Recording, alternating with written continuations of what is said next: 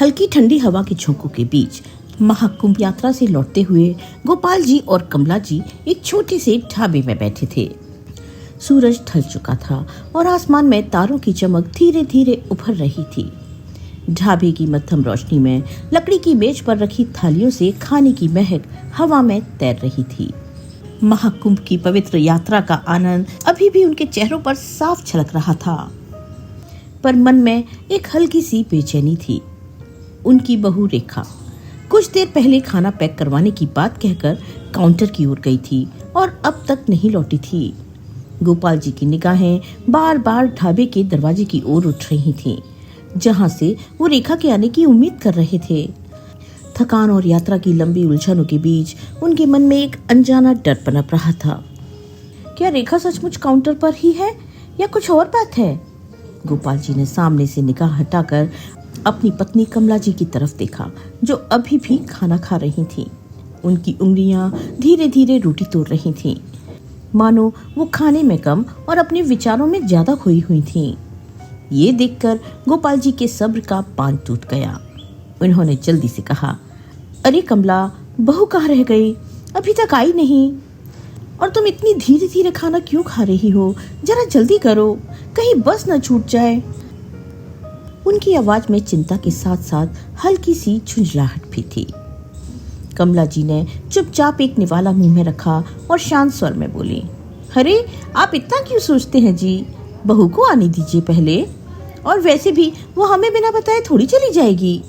उसे तो पता है कि हम यहाँ बैठकर खाना खा रहे हैं। उनकी बातों में एक अजीब सा भरोसा था, जो शायद लंबे समय से बने रिश्तों की गहराई से आता था। तभी गोपाल जी ने अपनी भौहें सिकोड़ते हुए कहा, कह तो ठीक रही है भाग्यवान, लेकिन इन बस वालों का कोई भरोसा नहीं है। अपने मन के राजा हैं सब। अभी तुम ऐसा करो, ये खाना छोड़ो, बहुत हो गया। और चलो, लगता है बहू अभी भी काउंटर पर ही होगी। उनकी आवाज में अब अधीरता साफ झलक रही थी। अपने पति की बात सुनकर कमला जी ने खाना बीच में ही छोड़ दिया और धीरे से कहा, हाँ, बहू कह तो रही थी कि मोहित के लिए खाना पैक करवा लेती हूँ। चलो देखते हैं बहू कहाँ रह गई। दोनों धीरे धीरे ढाबे के काउंटर की तरफ बढ़े। उनकी निगाहें रेखा को ढूंढ रही थीं, जैसे हर कदम के साथ उम्मीद की एक किरण उनके मन में जगमगा रही हो। उन्हें विश्वास था कि बस कुछ कदमों की दूरी पर उनकी बहू रेखा खड़ी मिलेगी, हाथ में खाने का पैकेट लिए, अपनी चिर परिचित मुस्कान के साथ। लेकिन जैसे ही वे काउंटर तक पहुंचे, उनकी उम्मीदें धराशायी हो गईं। रेखा वहां नहीं थी। दोनों एक दूसरे की तरफ देखने लगे। चेहरे पर चिंता की लकीरें गहरी होती जा रही थीं। रेखा, रेखा। गोपाल जी ने थोड़ा ऊंचा बोलने की कोशिश की, जैसे रेखा कहीं आसपास ही हो और उनकी पुकार सुन ले। कमला जी भी इधर उधर नजरें दौड़ाने लगी। अरे कहाँ गई रेखा? अभी तो यही थी। उनकी आवाज में अब घबराहट खुलने लगी थी। गोपाल जी को अब लगने लगा था कि कुछ गलत हुआ है। उनके मन में एक अनजाना डर कुलबुलाने लगा। उन्होंने थोड़ा आगे बढ़ते हुए काउंटर पर बैठे लड़के से पूछा, बेटा, अभी कुछ देर पहले मेरी बहू आई थी, पीली साड़ी में, यही खड़ी थी, कहाँ गई वो? उनकी आवाज में बेचैनी साफ थी।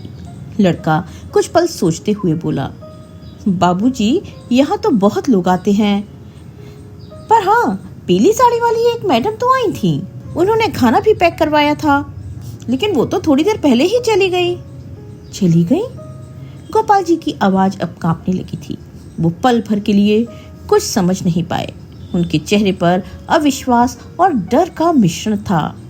फिर वहां से मुड़े और कमला जी से बोले, कमला, जल्दी चलो, कहीं ऐसा ना हो कि बस निकल गई हो और जो मैं सोच रहा हूँ वो सच ना हो जाए। कमला जी ने हैरानी और विश्वास के बीच झूलते हुए कहा, अरे आप क्यों घबरा रहे हैं? रेखा तो जानती है कि हम यही हैं, फिर बस हमें छोड़कर कैसे चली जाएगी? लेकिन गोपाल जी की आंखों में डर गहराता जा रहा था। उन्होंने गंभीर स्वर में कहा, कमला, कई बार जिंदगी में जो हम सोच भी नहीं सकते वो हो जाता है, और अगर ऐसा कुछ हुआ है तो बहुत बुरा हुआ है। उन्होंने कमला जी का हाथ थामा और तेजी से ढाबे के दरवाजे की ओर बढ़े। लेकिन उनकी रफ्तार से कहीं तेज वो बस थी जो अब कई मोड़ पार कर चुकी थी। गोपाल जी ने बाहर निकलते ही इधर उधर नजर दौड़ाई। ढाबे के बाहर कुछ दूरी पर 2-3 और गाड़ियां खड़ी थीं, लेकिन वो बस अब वहां नहीं थी। गोपाल जी की सांसें अटक गईं। उन्होंने सड़क के किनारे दौड़ती निगाहों से देखा, लेकिन बस दूर तक कहीं दिखाई नहीं दी। कमला, बस तो निकल गई शायद, उनकी आवाज फर्राई। कमला जी की आंखों से आंसू बह निकले।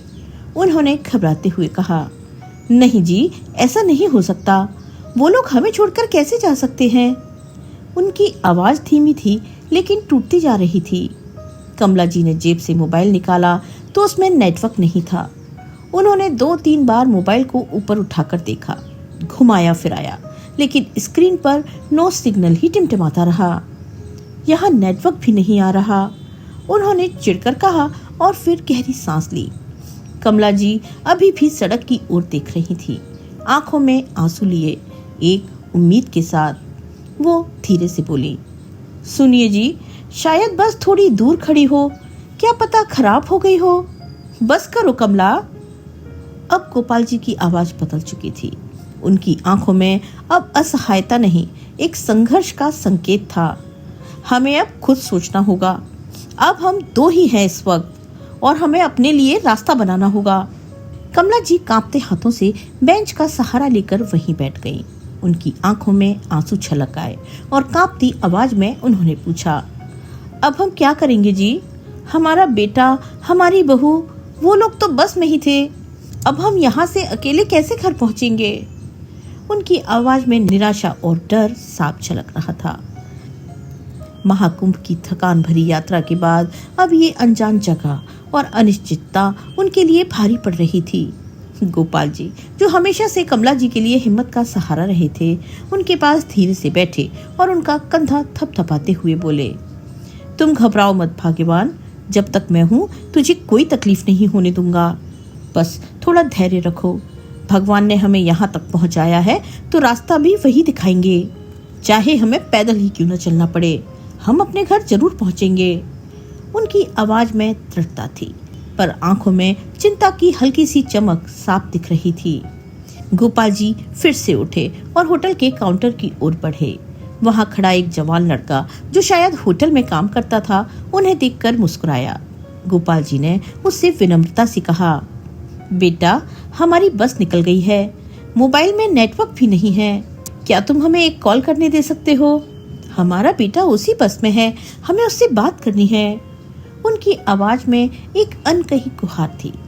काउंटर वाले लड़के ने तुरंत सिर हिलाया और उत्साह से बोला, हाँ हाँ बाबूजी, कोई बात नहीं, लीजिए, ये रहा फोन, आप जितना चाहे बात कर लीजिए। उसने अपना पुराना सा फोन गोपाल जी की ओर बढ़ा दिया। गोपाल जी ने जल्दी से मोहित का नंबर डायल किया। 1 बार, फिर 2 बार, फिर तीसरी बार, लेकिन हर बार एक ही निराशाजनक जवाब मिला, इस नंबर से संपर्क नहीं हो पा रहा है, कृपया थोड़ी देर बाद प्रयास करें। उनकी उंगलियां रिसीवर पर थम गईं। उन्होंने धीरे से फोन रखा और वापस कमला जी के पास लौट आए। उनके चेहरे पर चिंता की लकीरें और गहरी हो गई थीं। कमला जी ने उनकी ओर देखते हुए पूछा, क्या हुआ जी? मोहित से बात हुई? उनकी आवाज में उम्मीद और डर दोनों थे। गोपाल जी ने सिर झुकाकर जवाब दिया, नहीं कमला, फोन नहीं लग रहा, बार बार यही कह रहा है कि नेटवर्क नहीं है।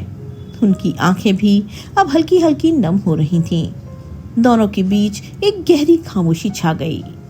महाकुंभ की पवित्र यात्रा का उत्साह अब एक अनजान डर में बदल चुका था। तभी होटल के कोने में बैठा एक युवक, जो शायद वहां का वेटर था, उनकी बातें सुन रहा था। वो लगभग 20 साल का रहा होगा। चेहरा सादा, पर आंखों में एक ईमानदारी भरी चमक थी। वो धीरे से उनके पास आया और बोला, बाबूजी, आप लोग इतने परेशान क्यों हैं? आपको कहाँ जाना है? गोपाल जी ने उसे देखा, जैसे कोई उम्मीद की किरण अचानक चमक उठी हो। उन्होंने गहरी सांस लेते हुए कहा, बेटा, हमें बड़ौदा जाना है, हम महाकुंभ की यात्रा से लौट रहे हैं। हमारी बहू हमें यहाँ खाना खिलाने लाई थी, लेकिन अब पता नहीं क्या हुआ, बस चली गई और हमारा बेटा बहू उसी में है। अब हम यहाँ अकेले रह गए। लड़के ने एक पल के लिए सोचा, फिर बोला, बाबूजी, आप चिंता मत करो, मेरे चाचा जी टैक्सी चलाते हैं, वो यहीं पास में रहते हैं। मैं अभी उन्हें फोन करता हूँ, वो आपको बस स्टैंड तक छोड़ देंगे और शायद वहाँ से कोई बस या दूसरी सवारी मिल जाए। उसकी आवाज में आत्मविश्वास था जो कमला जी और गोपाल जी को थोड़ा सुकून दे गया। कमला जी की कांपती आवाज में एक हल्की सी राहत छलकी। उन्होंने हाथ जोड़कर कहा, बेटा, भगवान तेरा भला करे, बस हमें अपने घर तक पहुंचा दो। हमारी सारी जिंदगी की दुआएं तुम्हारे साथ रहेंगी। लड़के ने मुस्कुराकर सिर हिलाया और बोला, माँ जी, आप फिक्र मत कीजिए, मैं अभी सब इंतजाम करता हूँ। कहते हुए वो तेजी से अपना मोबाइल लेकर होटल के बाहर निकल गया। गोपाल जी ने कमला जी की ओर देखा और धीरे से बोले, देखा कमला, भगवान हर मुसीबत में किसी न किसी को भेज ही देते हैं, हमें बस उस पर भरोसा रखना चाहिए। उनकी बात अभी पूरी भी नहीं हुई थी कि बाहर से एक पुरानी सी टैक्सी की आवाज सुनाई दी। टैक्सी होटल के सामने आकर रुकी। उसमें से एक अधेड़ उम्र का आदमी उतरा। उसने सलाम किया और हाथ जोड़ते हुए बोला, अम्मा बाबूजी, आप परेशान मत हो, मैं आपको बस स्टैंड तक छोड़ दूंगा, वहां से आपको बड़ौदा की बस आसानी से मिल जाएगी। कमला जी की आंखों में एक हल्की सी मुस्कान तैर गई। उन्होंने कृतज्ञता भरे लहजे में कहा, बेटा, तुमने तो फरिश्ते जैसा काम किया, भगवान तुम्हारा भला करे। लेकिन तभी गोपाल जी के चेहरे पर एक असमंजस की छाया दिखी। उनके मन में कुछ उथल पुथल चल रही थी। शायद उन्हें इस अनजान मदद पर विश्वास करने में हिचक हो रही थी या फिर अपनी बेबसी पर ग्लानि। टैक्सी वाले ने उनकी आंखों में वो झिझक पढ़ ली। उसने अपनी जेब से कुछ पैसे निकाले और गोपाल जी के हाथ में रखते हुए बोला, बाबूजी, ये रख लीजिए, रास्ते में चाय पानी के काम आएंगे। गोपाल जी ने हड़बड़ाकर कहा, नहीं नहीं बेटा, ये ठीक नहीं, हम तुमसे पैसे कैसे ले सकते हैं। उनकी आवाज में एक बुजुर्ग की आत्मसम्मान भरी दृढ़ता थी, पर टैक्सी वाले ने उनकी एक न सुनी। उसने हल्के से मुस्कुराते हुए पैसे उनके हाथ में थमा दिए और बोला, बाबूजी, ये कोई दान नहीं है, बस थोड़ा सा साथ है। आप मेरे माता पिता जैसे हैं, मुझे बुरा लगेगा अगर आप मना करेंगे। इतना कहकर उसने उन्हें टैक्सी में बिठा लिया। कमला जी की आंखों में अब एक नई उम्मीद जाग रही थी। उन्हें लग रहा था कि ये सफर उन्हें फिर से अपने बेटे मोहित से मिला देगा। उधर बस पहाड़ी रास्तों के घुमावदार मोड़ों से गुजर रही थी। मोहित अब धीरे धीरे नींद से जाग रहा था।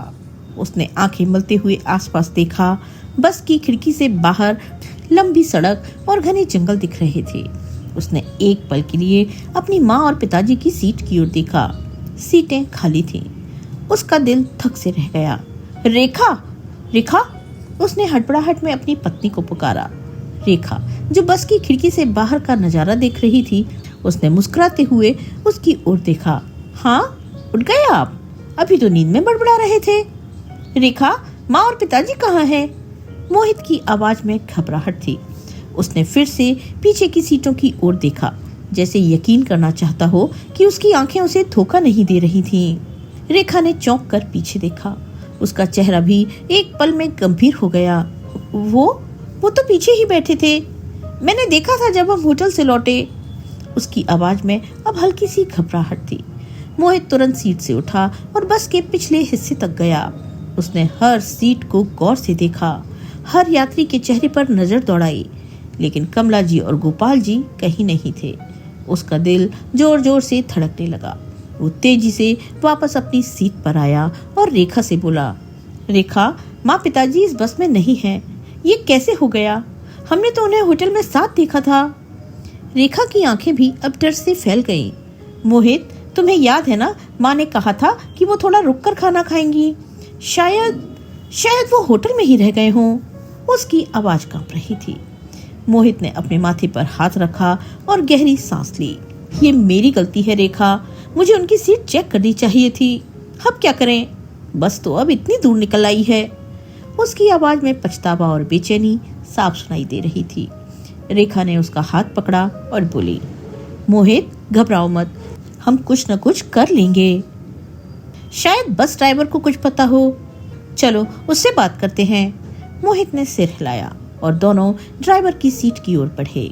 बस अभी भी पहाड़ी रास्तों पर तेजी से दौड़ रही थी और मोहित के मन में एक ही सवाल बार बार गूंज रहा था, माँ, पिताजी, आप कहाँ हो? रेखा थोड़ी हड़बड़ा गई। ऐसा कैसे हो सकता है? मैंने तो देखा था कि वो खाना खा रहे थे और मैं तो पैकेट लेकर बस में चढ़ी थी। शायद वो। रेखा कुछ और बोलती, तभी मोहित की आवाज थरथराने लगी थी। तुमने कहा था कि तुम खाना पैक करवा रही हो, और माँ, पिताजी? रेखा और बौखला गई। उसने धीरे से कहा, मैं समझी कि वो पीछे बैठ गए होंगे, लेकिन लगता है शायद वो बस में चढ़े ही नहीं। क्या? मोहित की आवाज तेज हो गई। तुमने उन्हें देखा भी नहीं कि वो बस में चढ़े हैं या नहीं? रेखा डरते हुए बोली, मैंने सोचा वो। मोहित गुस्से से कांपते हुए बोला, तुम सोचती रह गई और मेरे माँ पिताजी पीछे छूट गए। फिर वो आगे जाकर बोला, ड्राइवर, बस रोको, वापस चलो, मेरे माँ पिताजी बस में नहीं हैं। मोहित की आवाज पूरी बस में गूंज गई थी। बस के भीतर अचानक सन्नाटा छा गया। चारों ओर बैठे यात्री हैरानी से उसकी तरफ देखने लगे। ड्राइवर ने जब नहीं सुना तो मोहित फिर से बोला, ड्राइवर भाई, रुक क्यों नहीं रहे? बस वापस मोड़ो। इस बार ड्राइवर ने गुस्से से जवाब दिया, भाई साहब, ये सरकारी बस है, बीच रास्ते में यू टर्न नहीं कर सकते, और वैसे भी रात का समय है, पहाड़ी रास्ते हैं, रिस्क नहीं ले सकते। कहते हुए ड्राइवर ने एक नजर मोहित पर डाली और फिर थोड़ी नरमी से बोला, हाँ, एक काम कर सकता हूँ, आगे लगभग 20-25 किलोमीटर पर एक छोटा सा स्टॉप आता है, वहाँ मैं बस रोक दूंगा। आप वहाँ से कोई दूसरी गाड़ी या बस पकड़ सकते हैं, लेकिन अभी इस रास्ते पर इतनी रात को शायद ही और कोई वाहन मिले। अब बस पहाड़ों के घुमावदार रास्तों पर धीरे धीरे आगे बढ़ रही थी और मोहित की धड़कनें तेज होती जा रही थीं। उसका दिल बेचैनी से उछल रहा था। नजर बार बार खिड़की से बाहर जाती और मन में बस एक ही सवाल घूमता, माँ पिताजी अकेले वहाँ किस हाल में होंगे? ठीक वहीं खिड़की से सटी सीट पर बैठी रेखा चुप थी। चेहरे पर एक भारी उदासी थी। वो मन ही मन सोच रही थी, जो मैं चाहती थी वही हुआ। अब वो दोनों बूढ़े बुढ़िया मेरे रास्ते से हट गए। मोहित का ध्यान अब सिर्फ मुझ पर रहेगा और वो बूढ़े बुढ़िया शायद कभी हमारी जिंदगी में लौट कर नहीं आएंगे। ये सोचकर उसके होठों पर हल्की मुस्कान झलक आई। उसे लगा मानो उसके रास्ते की सबसे बड़ी रुकावट पीछे छूट गई हो। लेकिन मोहित अभी भी बेचैन था। वो बार बार पीछे की तरफ देख रहा था कि शायद कोई चमत्कार हो जाए और उसके माँ पिताजी कहीं बैठे दिख जाएं। पर हर बार उसकी नजर खाली सीटों पर जाकर टिक जाती। कुछ देर बाद एक मोड़ पर बस धीरे से रुकी।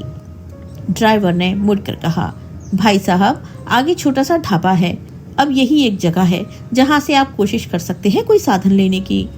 हालांकि रात बहुत हो चुकी है, फिर भी आप इंतजार कर लीजिए। मोहित बिना कुछ कहे बस से उतर गया।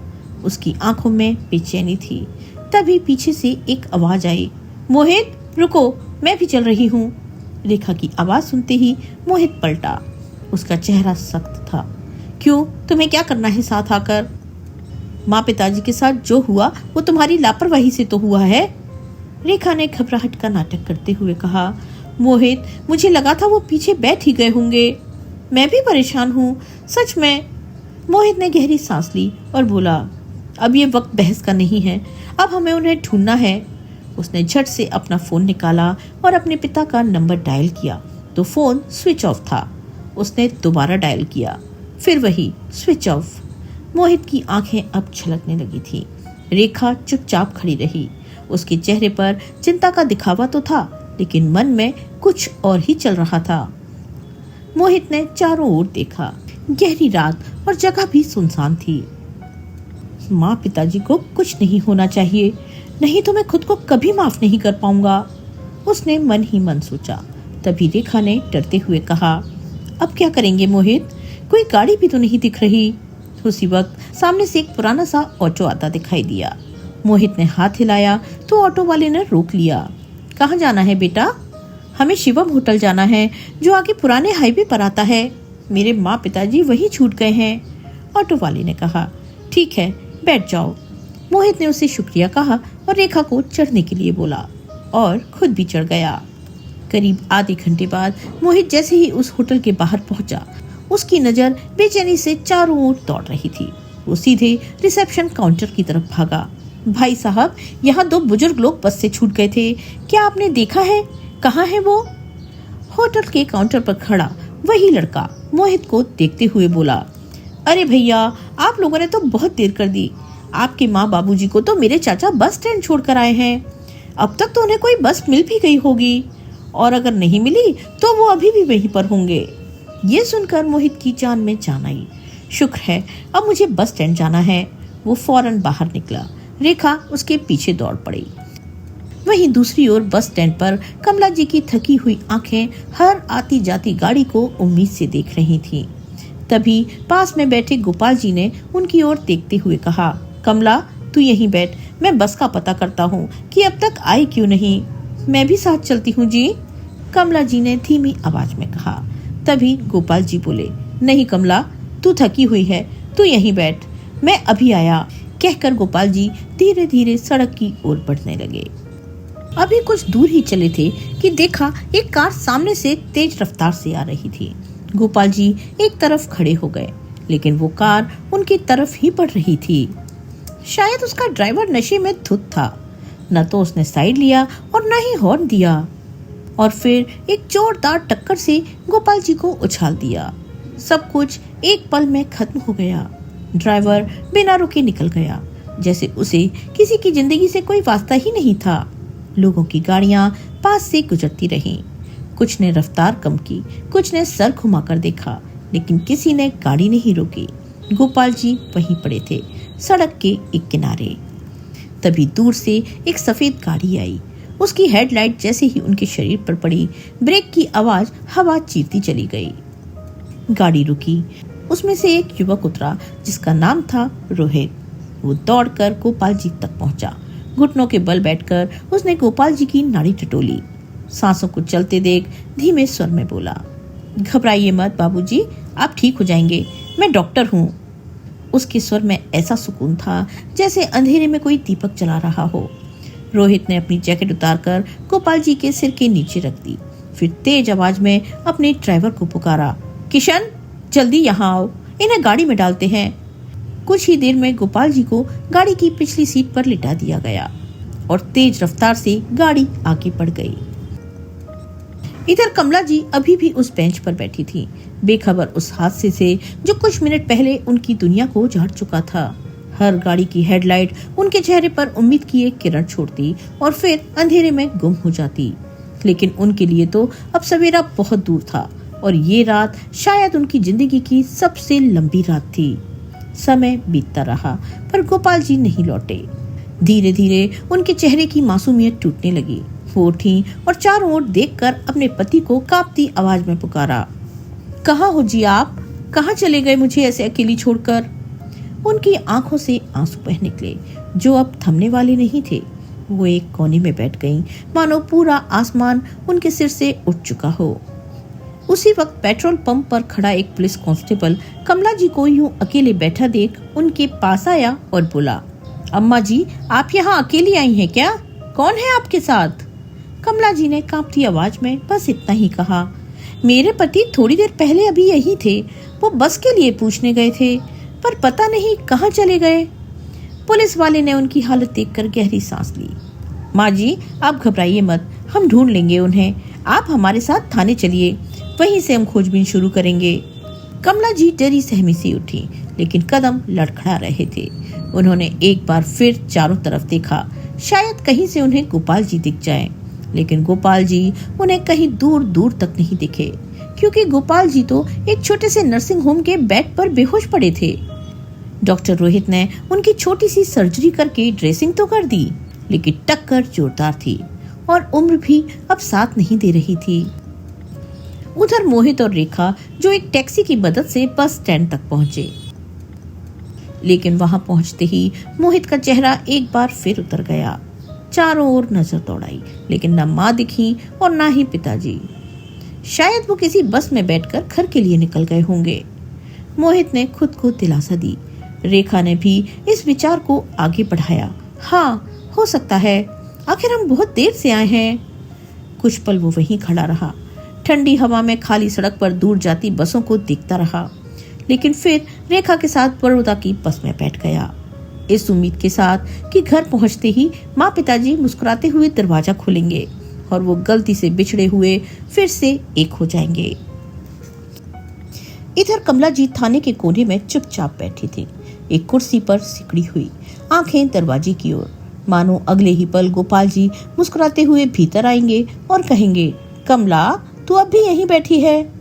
लेकिन अब उस पल को बीते हुए 1 घंटा हो चुका था। पल पल भारी हो रहा था। जैसे तैसे रात बीती और सुबह हुई तो कमला जी की आंखें लाल, चेहरा उतरा हुआ, बाल बिखरे हुए थे। वो बिना पलक झपकाए बार बार उसी दरवाजे की तरफ देख रही थी कि गोपाल जी अभी आ जाएंगे उसे लेने के लिए। लेकिन कमला जी की दुनिया में अभी भी अंधेरा था। उधर जैसे ही टैक्सी मोहित और रेखा को लेकर उनके घर के सामने रुकी, मोहित बैग उठाकर उतरा और जल्दी से गेट की ओर बढ़ा।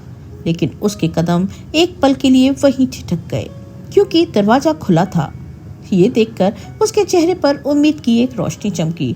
शुक्र है माँ पिताजी घर आ गए। उसने खुशी से गहरी सांस ली, जैसे कई घंटों में जमी हुई तकलीफ अब खुलकर बाहर आना चाहती हो।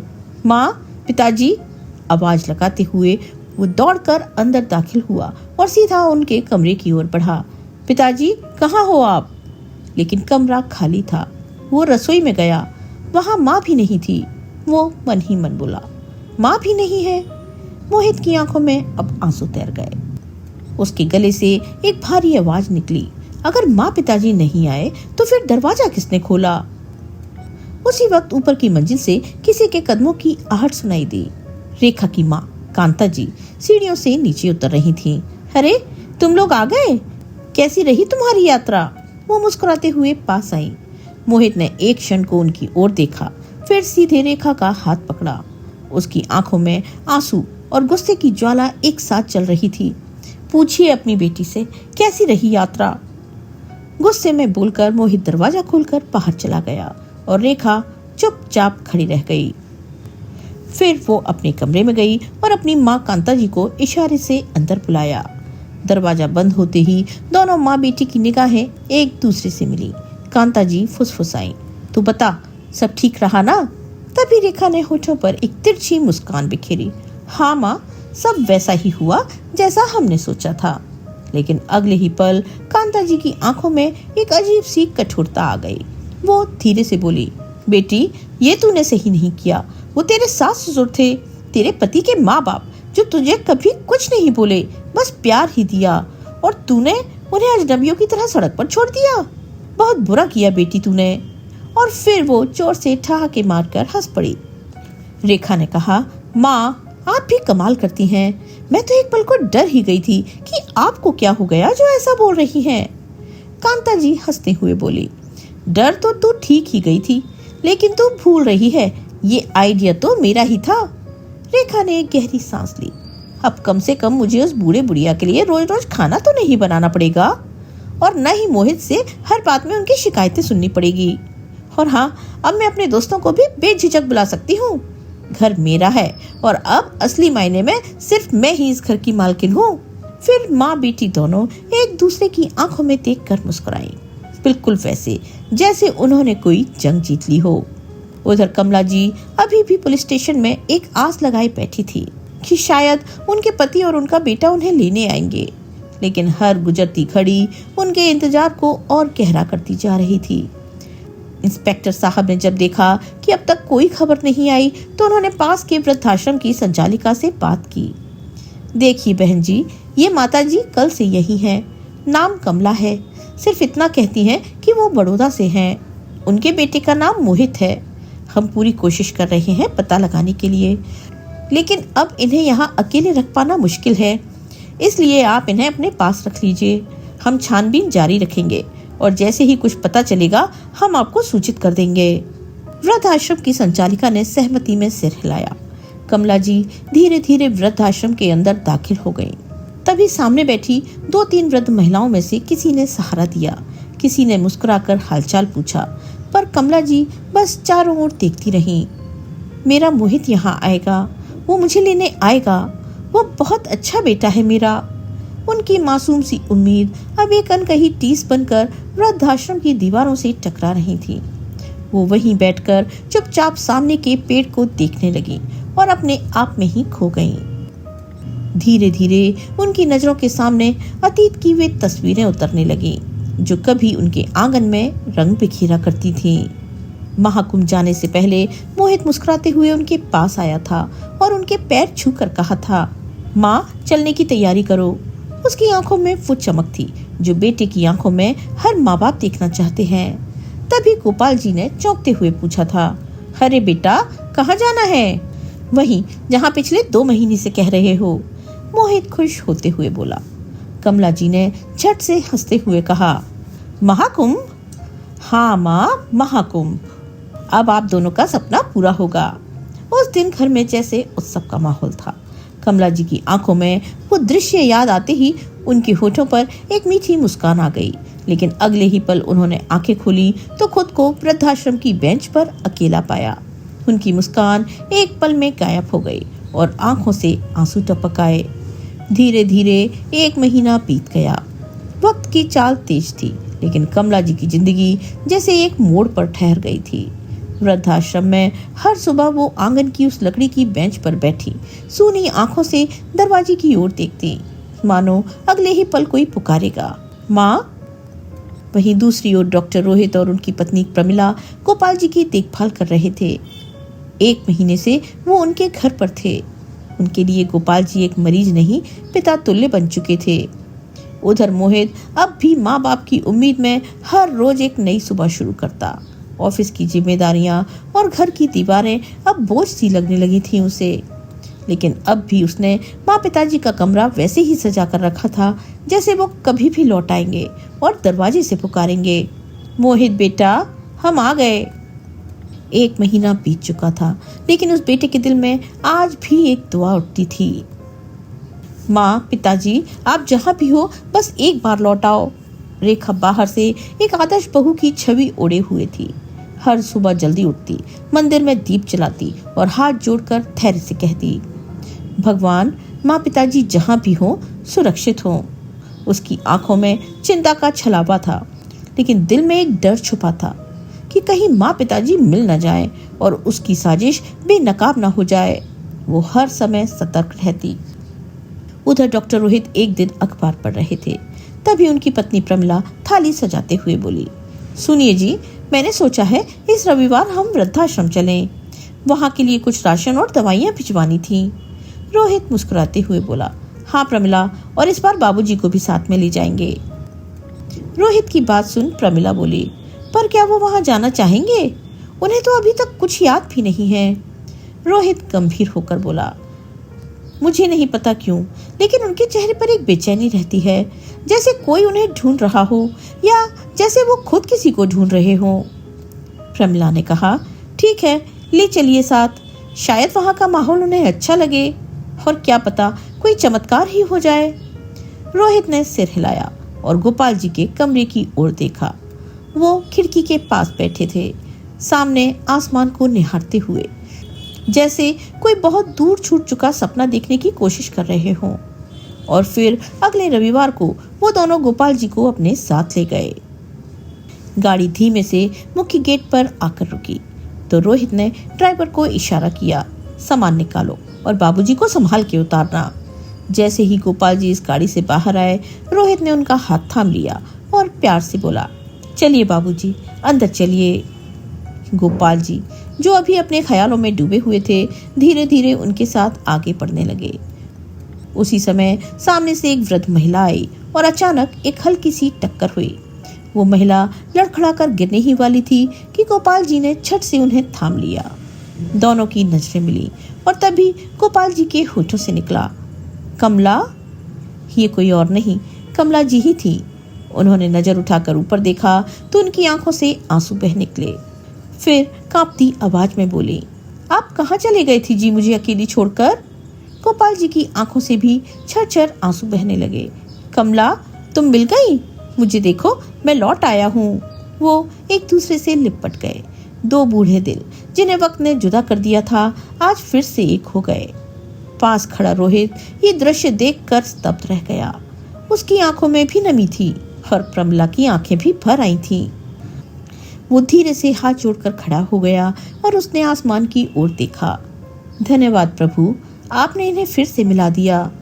फिर वो आगे बढ़ा और मुस्कुराते हुए बोला, बाबूजी, अब ये दान आपके हाथों से होगा, क्योंकि आपने अपने जीवन का सबसे सुंदर उपहार आज पा लिया है। गोपाल जी और कमला जी दोनों ने साथ मिलकर वृद्धाश्रम को वो दान सौंपा, जैसे जिंदगी ने उन्हें फिर से जीने का मौका दिया हो। मिलन का ये पल अब उनके लिए एक वरदान बन चुका था। गाड़ी फिर उसी धीमी रफ्तार से वापस लौट चली, लेकिन अब उसमें सिर्फ 2 नहीं 4 लोग बैठे थे। रोहित बार बार पीछे देख रहा था। उन दोनों को यूं साथ देखकर उसके चेहरे पर सुकून तैर गया। घर पहुंचते ही प्रमला उन्हें बिठाकर तुरंत चाय बनाने चली गई। थोड़ी देर में वो चाय और नाश्ता लेकर आ गई और फिर उनके सामने बैठकर दबे स्वर में बोली, बाबूजी, अब आप ठीक है ना? आपको सब कुछ याद आ गया?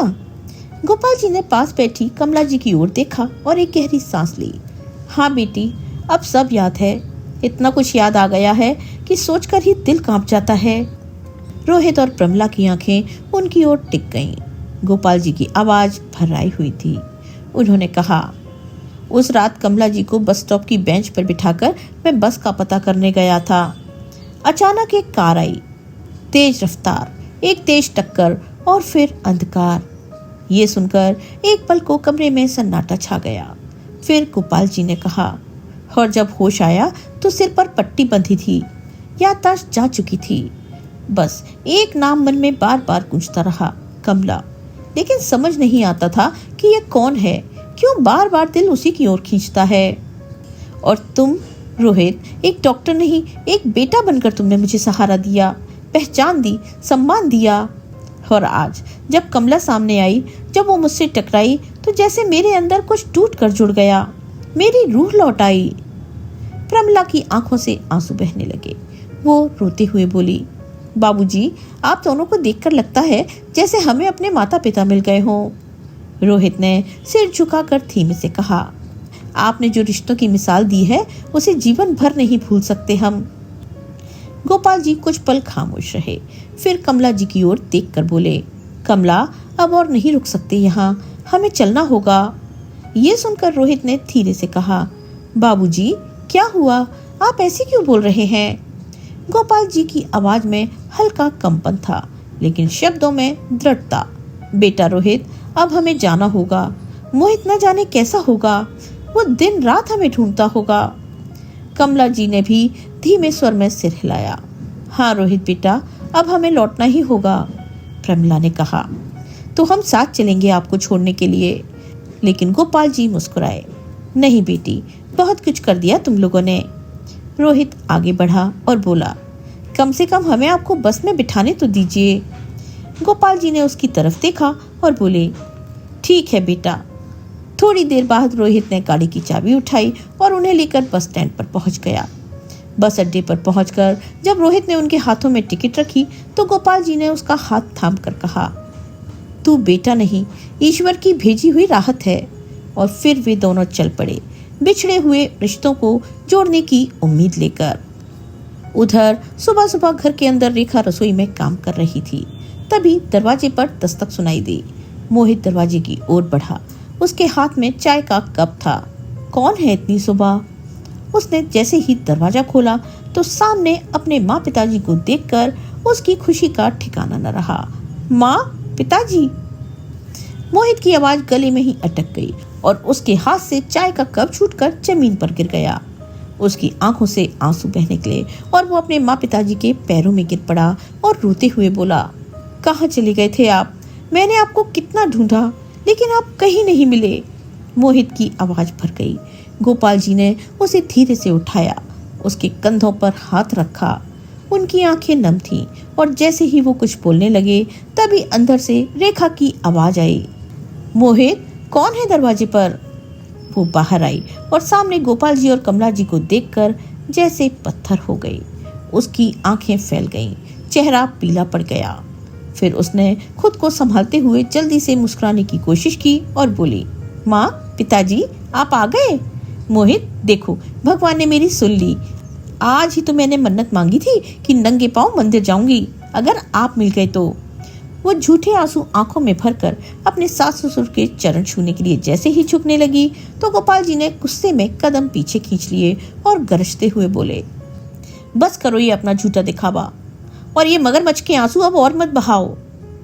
उनकी आंखों में क्रोध था। ये सुनकर मोहित चौंक गया और बोला, पिताजी आप ये क्या बोल रहे हैं? गोपाल जी ने उसकी ओर देखा और कहा, बेटा हमें किस्मत ने नहीं तेरी बीवी की चाल ने तुमसे दूर किया था। उसने जानबूझकर हमें होटल में छोड़ दिया ये कहकर कि मैं अभी आती हूँ, आप यहीं बैठिए। हम भी मूर्ख थे जो इसके शब्दों पर विश्वास कर वहीं बैठे रहे, लेकिन ये तेरी पत्नी नहीं आई। पूरे घर में सन्नाटा छा गया। रेखा अब सिर झुकाए खड़ी थी। मोहित की आंखों में अब तक हैरानी थी, लेकिन जैसे उसके पिताजी ने सच्चाई बताई तो वो एकदम आग बबूला हो उठा। उसका चेहरा लाल पड़ गया। उसने एकदम से रेखा की तरफ देखा जो अब भी सिर झुकाए खड़ी थी। वो रोते हुए बोली, मोहित मुझे माफ कर दो, मैंने गलती की पर अब पछता रही हूँ। इतना सुनना था कि मोहित ने एक जोरदार तमाचा उसके गाल पर जड़ दिया। रेखा धक्का खाकर पीछे की ओर गिरते गिरते बची। गलती? इसे तुम गलती कह रही हो? तूने मेरे माँ पिताजी को सुनसान जगह पर बेसहारा छोड़ दिया और आज उनके लिए नकली आंसू बहा रही हो। रेखा अब रोई जा रही थी। मोहित प्लीज माफ कर दो मुझे, मैं आगे से ऐसी गलती कभी नहीं करूंगी। मोहित ने गुस्से में उसका बैग उठाया, उसमें उसके कपड़े डाले, फिर एक झटके से उसका हाथ पकड़कर दरवाजे की ओर बढ़ गया। बस बहुत हो गया रेखा, जिस औरत में इंसानियत नहीं हो वो मेरी पत्नी नहीं हो सकती। दरवाजा खोलकर उसने रेखा को बाहर धकेला और बोला, अब से तेरा इस घर से कोई रिश्ता नहीं। दरवाजा जोर से बंद हुआ और उस बंद होते दरवाजे ने एक रिश्ते का अंत कर दिया।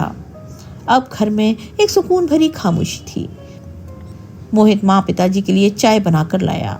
करीब 2 महीने बाद आज तीनों ने एक साथ बैठकर चैन की सांस ली थी।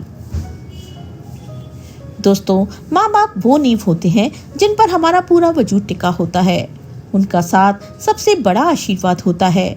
उन्हें खो देना खुद को खो देने जैसा लगता है। इसलिए अपने माँ बाप को कभी बोझ मत समझिए, क्योंकि जब दुनिया साथ छोड़ देती है माँ बाप तब भी खड़े मिलते हैं।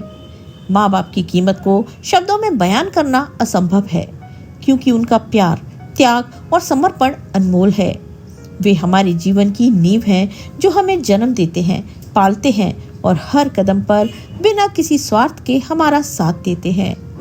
उनकी कीमत न धन से न संपत्ति से, बल्कि हमारे सम्मान, प्यार और उनके प्रति कर्तव्य से चुकाई जा सकती है।